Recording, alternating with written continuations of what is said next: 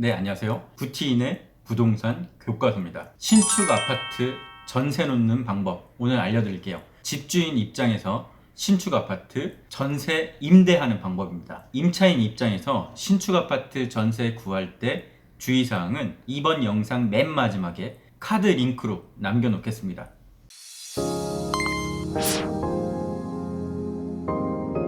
첫 번째, 전세 보증금 얼마나 될까입니다. 아마 많은 분들이 제일 궁금해하실 게 바로 이 가격일 텐데요. 두 가지로 나눠서 생각해 볼게요. 첫 번째는 내가 받고 싶은 돈, 필요한 돈일 거고요. 두 번째, 실제로 얼마에 나갈까입니다. 첫 번째, 받고 싶은 돈, 전세 보증금으로 나는 얼마가 필요할까? 이걸 계산해 보시면 되겠습니다. 이미 이 영상을 보고 계신 분들은 계약금 10%는 다 내셨을 거예요. 그리고 보통은 다 중도금 대출도 받으셨을 거고요. 그런데 이 중도금 대출은 잔금 치를 때 어차피 갚아야 되는 돈입니다. 그래서 앞으로 잔금 때 필요한 돈은 분양금액의 90%가 되겠죠. 아마 많은 분들은 돈을 더 들이지 않고 잔금을 치르길 원하실 겁니다. 그래서 전세 보증금 최소 금액은 잔금의 90% 이상은 받길 원하실 겁니다. 4억 5천에 분양한 곳이라면 한 4억 정도 받으면 되겠네요. 그런데 주변 시세가 그거보다 훨씬 높다. 그러면 더 많이 받으시면 되겠죠. 그래서 두 번째, 과연 나는 얼마나 받을 수 있을까? 이 문제가 있습니다. 이건 주변 시세를 보셔야 되는데요. 이 주변 시세에는 상당히 많은 것들이 포함되어 있습니다. 전세 공급과 수요, 부동산 분위기, 그리고 정책, 대출 규제, 이런 것들이 다 종합적으로 나타난 금액인데요. 우리 집은 새 아파트인데 주변이 다 낡고 오래됐다. 그러면 주변 시세보다 훨씬 더 높은 금액을 받을 수 있을 겁니다. 그런데 반대로 주변 아파트가 우리 집보다 입지, 환경, 세대수 이런 것들이 더 좋은데 또 신축급이야. 그 주변 시세보다 낮거나 최소 높지는 않을 겁니다. 이렇게 주변 가격 대비로 실거래가가 형성될 거예요. 그래서 처음에는 원하는 가격을 한번 불러보시고요. 나중에 상황을 지켜보면서 천천히 조정해 나가시면 되겠습니다. 다만 신축 입주가 한참 몰린다면 내가 생각했던 가격보다 더 내려갈 수는 있겠죠. 또 많은 분들이 궁금해하실 두 번째, 대체 집은 언제부터 내놓을까? 보통 새 아파트 입주 3개월쯤 전부터 전세를 찾는 분들이 생기기 시작합니다. 그런데 아직 계약이 많은 단계는 아니고요. 그 뒤에 입주 한 달 전쯤 사전 점검, 이때 전세 수요가 조금 더 늘어나게 됩니다. 전세 거래의 70에서 80% 정도가 입주 지정 기간 이후에 거래가 되기 시작해요. 새 집이라도 도면만 보는 게 아니라 실제로 집을 보고서 선택하고 싶은 분들이 많기 때문입니다. 그래서 가장 거래가 많을 때는 입주 시작하고 약 한 달 정도 이 사이에 거래가 제일 많습니다. 이런저런 분위기를 알고 싶으시면 한 6개월쯤 전부터 보시면 되고요. 늦더라도 사전 점검 때는 부동산에 내놓으셔야 돼요. 세 번째, 부동산에서 신분증 등을 요구할 수도 있습니다. 내 아파트 분양계약서 그리고 신분증 등을 달라고 할 수도 있는데요. 이 분양계약서 사진이 있으면 네이버에 집주인 인증으로 올릴 수가 있습니다. 지금 화면처럼 집주인 인증 마크가 붙어서 광고가 되는데요. 이렇게 집주인 인증을 한 게 인증을 안 한 것보다 네이버에서 상단에 노출이 됩니다. 그런데 요새는 다 집주인 인증으로 올라가니까요. 인증을 안 하면 내 집은 맨 아래쪽에 위치해서 많은 분들이 보지 못하게 되겠죠. 또 신분증도 요구할 수 있는데요. 집을 보여주기 위해서 신분증 사본을 요구하는 경우가 많습니다. 내가 집주인인데 잔금을 치르기 전까지는 내 집이 아니라서 이 집 키는 입주 지원센터에서 보관을 하고 있습니다. 그래서 이 키를 받아서 집 문을 열 때마다 인증을 해야 되는데요. 부동산에서 집 보여달라고 할 때마다 내가 일일이 쫓아가서 문을 열어줄 수는 없으니까요. 이렇게 키를 받는 과정을 위임하게 됩니다. 키 불출을 위임하게 되는데요. 일정한 형식의 위임장과 신분증 사본이 필요합니다. 아니면 내가 직접 입주 지원센터에 가서 부동산에서 집 보여달라면 키 좀 내주십시오 라고 미리 얘기를 할 수도 있습니다. 이때는 특정 부동산만 가능 또는 모든 부동산이 다 가능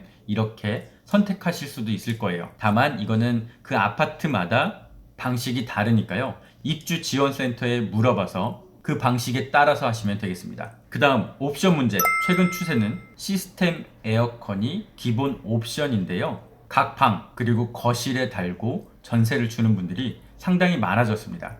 최근 3, 4년 사이에 이렇게 트렌드가 좀 바뀌었다고 보는데요.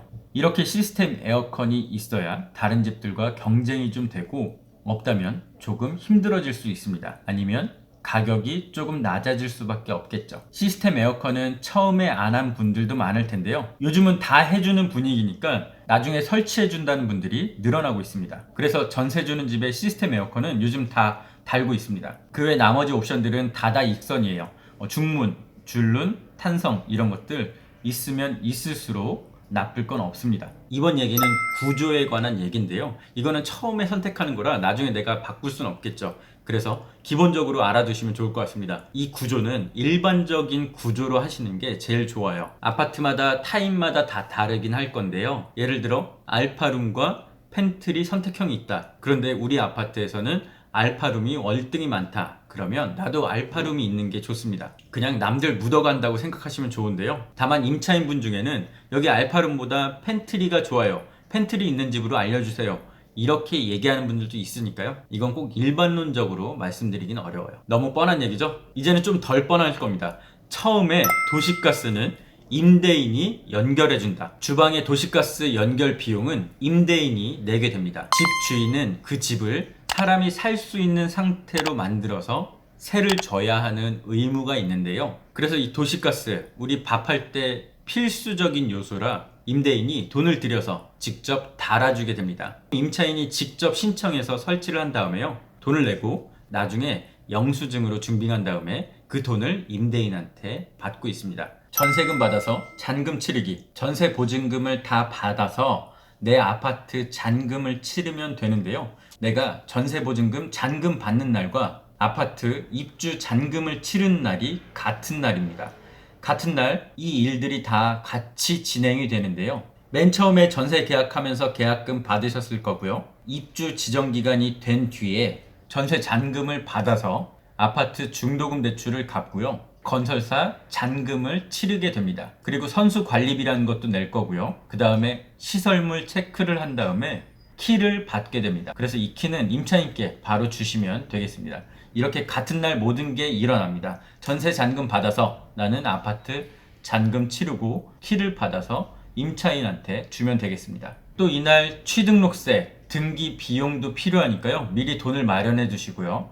모든 게 같은 날 해야 되고 이날은 시간이 상당히 오래 걸립니다. 그래서 가급적이면 전세 잔금 받는 걸 오전 아니면 늦어도 점심때까지는 받는 게 좋습니다. 개별 등기, 집단 등기. 여기 아파트는 아직 등기가 나지 않은 상태인데요. 등기부에 소유자가 표시되어 있지 않죠. 지금 표시되어 있는 건 회사 이름으로 소유권 보존 등기만 된 상태인데요. 내가 잔금을 치른 뒤에야 내 이름으로 이 아파트 등기가 나게 됩니다. 소유권 이전 등기고요. 그 다음에 흔히 말하는 집문서, 등기 권리증을 받게 되죠. 이렇게 등기를 치는 과정, 보통은 집단 등기를 하실 거예요. 아파트 자체에서 법무사 한 곳 정도 선정을 해서 일괄적으로 단체로 등기를 처리하게 되는데요.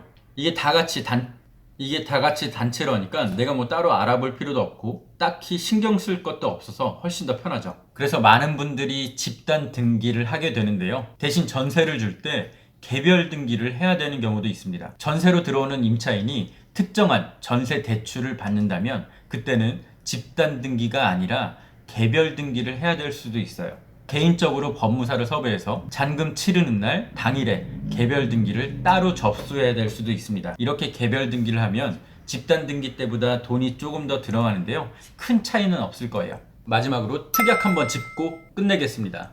이 특약에는 집주인과 임차인 사이 여러 가지 합의 내용들을 보통 적게 되는데요. 계약갱신 청구권 도입 이후에 조금 더 혼란스러워진 부분이 있습니다. 계약갱신 청구권은 2년 살다가 2년을 더 살 수 있는 권리인데요. 그래서 어떤 임대인분께서는 나는 2년만 세를 놓을 거야. 그래서 특약에 2년만 살고 임차인은 나간다. 이런 내용을 적어달라는 분이 있습니다. 근데 이거 아무짝에도 쓸모없는 특약이에요. 그냥 2 플러스 2년, 총 4년 동안 전세 준다고 생각하시는 게 제일 편합니다. 법적으로 계약갱신 청구권이 보장되어 있는데 그걸 거부할 수 있는 경우도 다 법에 나타나 있습니다. 그러니까 이런 상황이 아니면 2년만 살고 나간다. 이런 특약은 아무런 효력이 없는 그런 특약입니다. 그러니까 굳이 쓰실 필요가 없고요. 아니면 나는 2년 뒤에 내가 직접 들어서 살 거야. 이런 분들도 많으실 거예요. 이런 얘기도 굳이 특약에 쓰지 않으셔도 됩니다. 이 경우 계약갱신을 거부할 수 있는 임대인의 당연한 권리이기 때문이죠.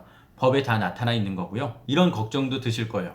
아, 그런 얘기 굳이 안 쓰면 나중에 내가 들어간다고 했을 때 임차인이 버티면 어떡하냐, 이런 고민일 텐데요. 임차인이 이런 법적인 것조차 무시하고 버틸 만한 사람이라면 특약에도 쓰나 마나겠죠. 그럼 집주인은 무슨 내용을 써야 되냐? 제가 가장 중요한 거 딱 한 가지만 짚어드릴게요. 여기는 새 집이잖아요. 입주하고 2년 동안은 하자 AS 기간이 계속됩니다. 그 이후에 3년, 5년 뭐 더 긴 것도 있지만요. 웬만한 것들은 2년 동안 하자 AS 기간입니다. 그래서 이때 손볼 게 있다면 꼼꼼히 점검하고 그때그때 AS 팀에다가 그 하자 보수를 요청해야 돼요.